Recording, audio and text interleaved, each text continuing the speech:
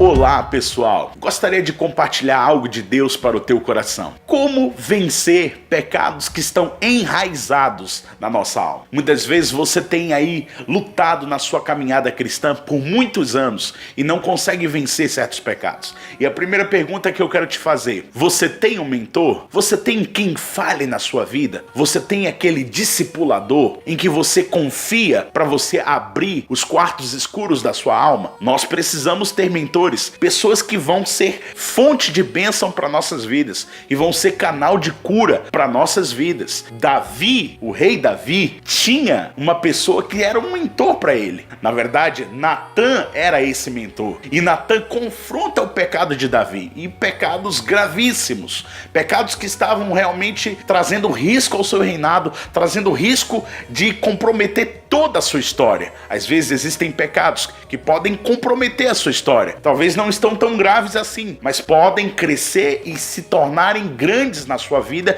e destruírem a tua história. Portanto, Davi tinha um mentor, alguém que o confronte. Você tem alguém que confronte você? Você tem alguém que fala na sua vida, que pode confrontar os erros que você tem cometido? Nós precisamos de pessoas que nos confronte, e confronte os nossos pecados, e confronte os nossos conflitos internos. Nós precisamos desses mentores. Mas naquele momento que Natan confronta Davi, Natan ali conta uma historinha, né, de um homem rico e de um homem pobre. E Natan fala que o homem rico pegou a única ovelhinha do homem pobre para servir o seu hóspede.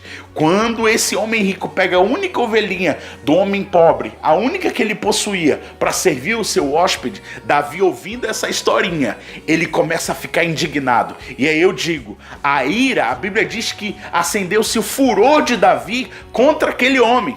Na verdade, acendeu-se a ira. Natan, através de uma historinha, confrontando Davi, ele começa a despertar em Davi a indignação pelo pecado. Nós precisamos sermos indignados pelo pecado. Nós precisamos ser, completamente inconformados com o pecado. Você não pode se conformar contra o pecado. E aí eu digo, ali foi a cura de Davi, porque ele começou a sentir uma ira pela justiça de Deus, uma ira para querer a justiça de Deus na vida dele, uma ira por aquele pecado. Nós precisamos se irar contra os pecados. Jesus se irou contra aqueles pecados no templo, aqueles homens cambiando, comercializando dentro do templo. Jesus se irou, pegou um chicote e começou a chicotear aquelas mesas, aquelas mercadorias, começou a virar as mesas da carnalidade. Nós precisamos virar as mesas internas da nossa alma, da carnalidade que destrói a nossa história e quer destruir e comprometer o nosso futuro. Nós não podemos deixar os pecados continuarem lá.